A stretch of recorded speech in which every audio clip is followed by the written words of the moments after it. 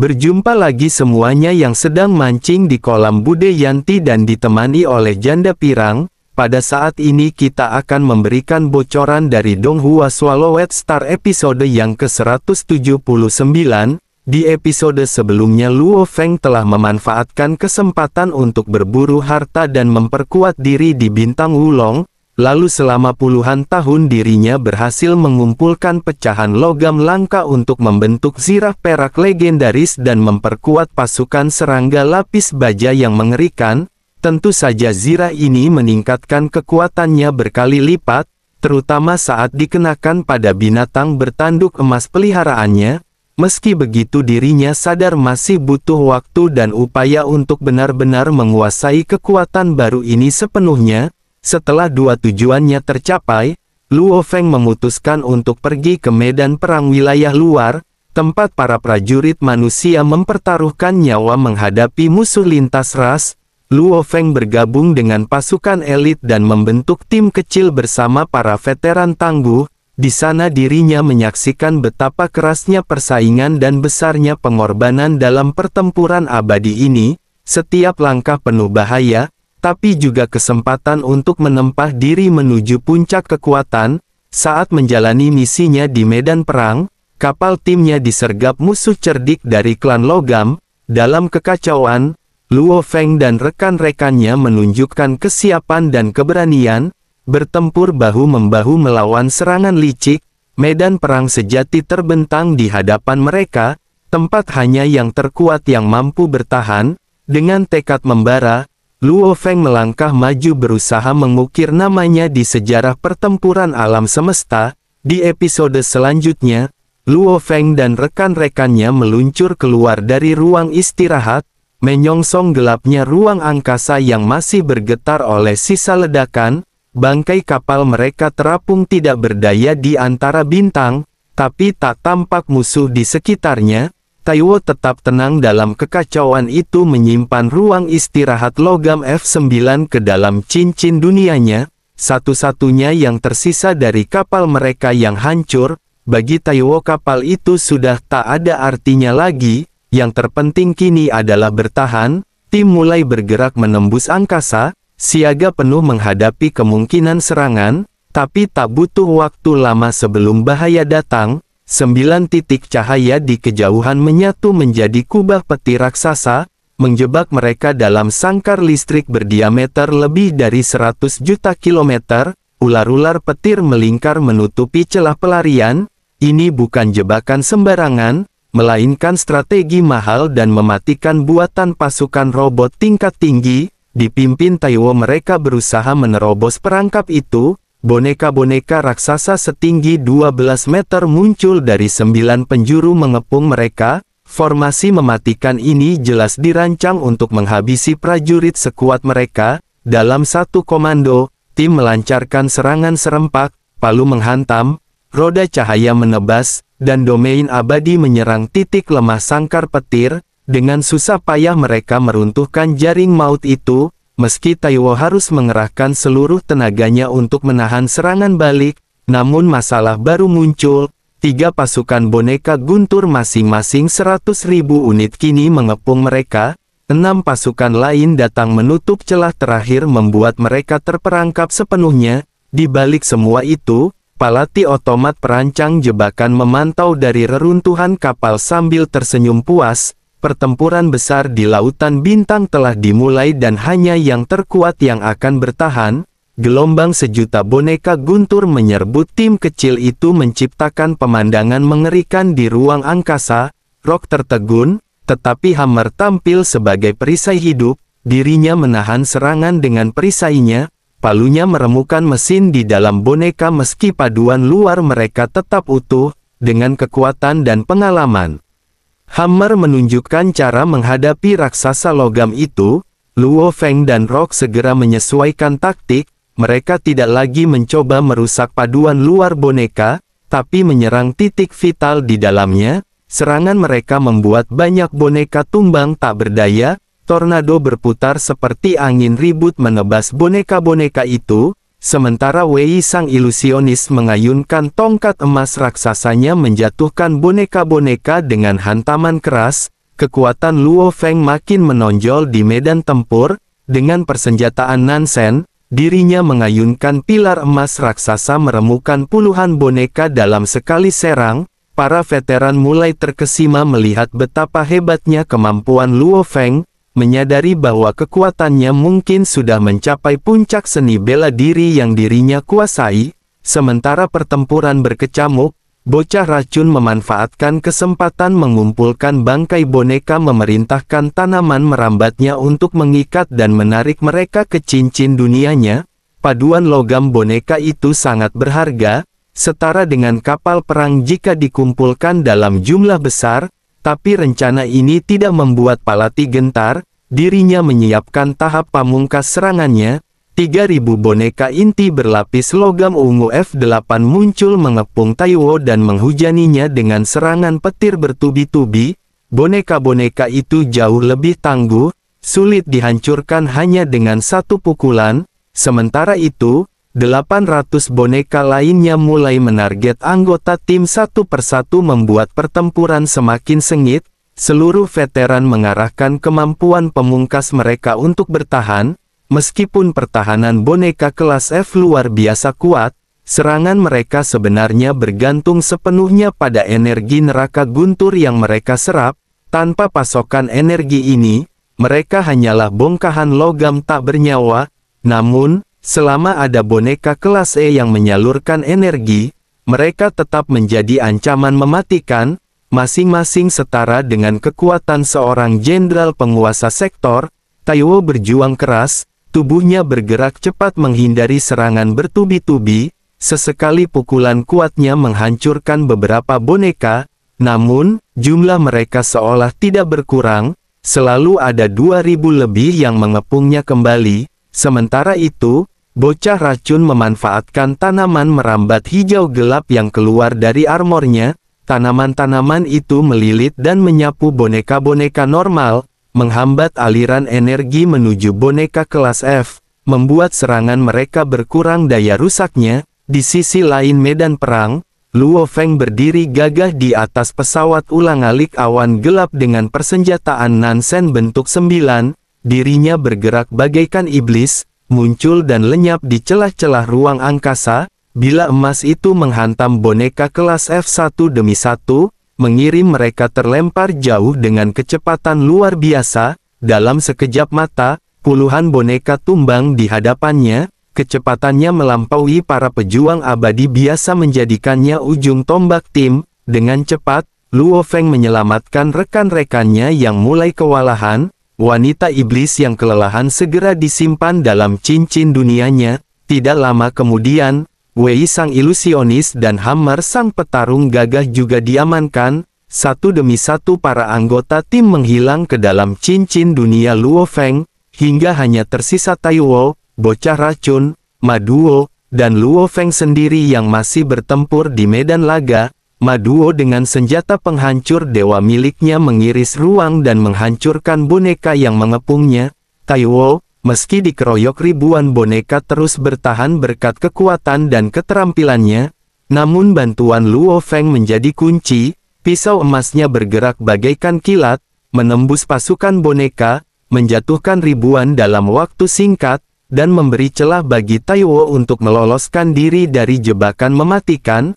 Akhirnya setelah kehilangan begitu banyak boneka, pasukan robot itu mulai mundur. Neraka guntur perlahan padam dan pasukan boneka menyebar ke segala arah menghilang di kedalaman ruang. Taiwo segera memerintahkan untuk tidak mengejar.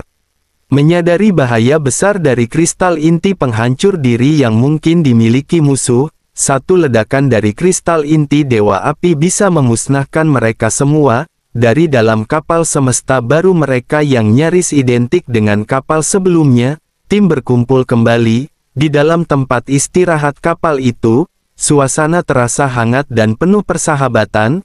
Taiwo duduk santai di sofa memanfaatkan energi abadinya untuk mengendalikan botol anggur dan menuangkan cairan merah ke dalam 10 gelas kristal yang bening. Gelas-gelas itu melayang ringan ke depan masing-masing anggota tim. Dengan senyum lebar, Taiwo mengangkat gelasnya dan diikuti rekan-rekannya. Mereka semua bersulang merayakan keberhasilan yang baru saja diraih dalam pertempuran sengit melawan pasukan boneka guntur. Satu demi satu mereka meneguk anggur sembari merasakan kelegaan dan kegembiraan. Perjuangan hidup dan mati mereka lalui bersama dan kini mereka punya alasan untuk merayakan. Taiwo memimpin pembicaraan mengulas betapa musuh sebenarnya telah mengatur semuanya dengan rapi. Mulai dari jebakan neraka guntur hingga boneka kelas F yang menahan Taiwo, namun berkat kerjasama dan kekuatan luar biasa dari para anggota mereka berhasil keluar hidup-hidup. Taiwo memuji anggota lamanya yang tetap berada di dekat dirinya dan bocah racun dalam situasi genting. Dirinya juga memuji dua anggota baru mereka, Rock dan Luo Feng. Rock sudah menunjukkan ketangguhan sekelas anggota lama, tapi yang paling membuat mereka terkesan adalah Luo Feng, sang orang gila yang kekuatannya telah menyelamatkan tim dari kehancuran. Sorak-sorai pun terdengar di tempat itu. Semua memandang Luo Feng dengan penuh kagum. Di medan perang yang keras, memiliki rekan sekuat Luo Feng adalah anugerah yang langka. Bocah racun ahli kimia tim mengakui bahwa berkat Luo Feng, dirinya tidak perlu mengorbankan ramuan berharganya. Ramuan yang satu harganya bisa mencapai 80 elemen campuran dan kini tersimpan utuh. Bocah racun itu tersenyum lebar pada Luo Feng yang membalas dengan anggukan penuh hormat. Bagi Luo Feng, kemampuan bocah racun yang bisa menciptakan ramuan khusus dan memelihara bentuk kehidupan tanaman adalah sesuatu yang luar biasa. Perbincangan pun berlanjut membahas peringkat kekuatan di antara mereka. Dengan kekuatan yang telah diperlihatkannya, Luo Feng kini dianggap sebagai yang terkuat ketiga dalam tim setelah Taiwo dan bocah racun. Namun bagi Luo Feng, peringkat ini tidak begitu penting. Dia tahu betul kekuatannya, bahkan lebih dari sekedar mampu menandingi makhluk abadi. Waktu berlalu, 2 bulan penuh mereka melintasi ruang angkasa menghadapi 2 serangan kecil yang dapat mereka atasi dengan mudah. Pertempuran itu tidak cukup menantang sehingga poin kontribusi mereka bertambah lambat. Mereka pun menanti pertempuran yang sesungguhnya yang akan terjadi di wilayah bintang-bintang yang hancur. Medan perang terkenal yang dipenuhi prajurit kuat dari berbagai ras. Dalam percakapan hangat di tempat istirahat, topik baru muncul kuota poin kontribusi masing-masing. Saat Luo Feng menyebutkan kuotanya yang mencapai 1 miliar, ruangan seolah membeku, semua mata membelalak, tidak percaya dengan angka yang begitu tinggi. Kuota sebesar itu menunjukkan bahwa Luo Feng dinilai setara dengan jenderal sektor terkuat bahkan sekelas dengan makhluk abadi biasa. Bagi tim ini sebuah keberuntungan besar, mereka kini memiliki kekuatan tambahan yang mampu menandingi abadi tanpa perlu bergantung pada ramuan. Namun di balik senyumnya, Luo Feng tahu ada beban lebih besar yang dirinya pikul. Sementara timnya menganggap 1 miliar poin sudah luar biasa, dirinya sendiri punya misi yang jauh lebih berat. Mengumpulkan 10 triliun poin kontribusi sebagai bagian dari pelatihan hidup dan mati yang ditetapkan perusahaan alam semesta virtual, baginya angka 1 miliar itu hanyalah formalitas. Medan perang ini bukan sekedar untuk bertahan hidup, tapi menjadi ajang uji kekuatan sejati demi mencapai takdir yang telah menantinya. Di alam semesta virtual, perusahaan alam semesta virtual menetapkan standar yang tinggi bagi setiap penguasa sektor wilayah primal. Luo Feng yang telah melewati gunung langit penguasa domain dan meraih 3 miliar poin sebagai hadiah juga menjadi murid langsung dari pemimpin kota kekacauan utama. Hal ini membuat ekspektasi terhadap dirinya jauh melampaui penguasa sektor lainnya. Perusahaan bahkan menetapkan kuota 10 triliun poin kontribusi baginya, angka yang luar biasa dan dirumuskan setelah pertimbangan matang. Waktu terus berlalu, hingga tibalah saat ketika kapal S9 yang mereka tumpangi mendekati tujuan, hanya berjarak setengah hari perjalanan lagi. Taiwo memandang serius 9 jenderal sektor di hadapannya. Dengan tenang, dirinya mulai menjelaskan pada 2 anggota baru mereka, Luo Feng dan Rock, tentang medan pertempuran yang akan mereka masuki. Bintang-bintang yang hancur, sebuah wilayah terkenal penuh bahaya. tempat di mana pertempuran sengit terjadi dan strategi menjadi kunci utama untuk bertahan hidup. Luo Feng mendengarkan dengan penuh konsentrasi, menyadari bahwa satu kesalahan kecil saja bisa berujung pada kematian. Betapapun kuatnya dirinya, Taiwo memaparkan bahwa di wilayah ini terdapat dua bentuk utama pertempuran, pertempuran tentara besar yang dipimpin oleh makhluk-makhluk abadi dan pertempuran kecil antar tim elit seperti mereka. Tim mereka sendiri merupakan tim elit penguasa sektor yang jumlahnya kecil, namun kekuatannya setara pasukan besar. Karena luasnya medan perang, mereka punya keleluasaan untuk menghindari musuh yang lebih kuat dan hanya memilih pertempuran yang menguntungkan. Target mereka adalah sistem bintang hancur medan tempur legendaris yang dipenuhi pecahan planet hasil perang triliunan tahun lalu. Fragmen-fragmen itu yang dulunya adalah planet raksasa kini tersebar dalam diameter 0,8 tahun cahaya dan menjadi sarang prajurit dari berbagai ras. Setibanya di bintang-bintang yang hancur, pemandangan terlihat begitu menggetarkan. Fragmen-fragmen planet mengapung tanpa henti, setiap sudut ruang dipenuhi pecahan-pecahan besar dan kecil, menciptakan landscape medan perang yang menyeramkan. Energi pertempuran yang tidak terhitung jumlahnya memenuhi udara, jejak dari para prajurit yang gugur selama triliunan tahun. Luo Feng dapat merasakan aura mematikan yang mengeluar dari setiap sudut.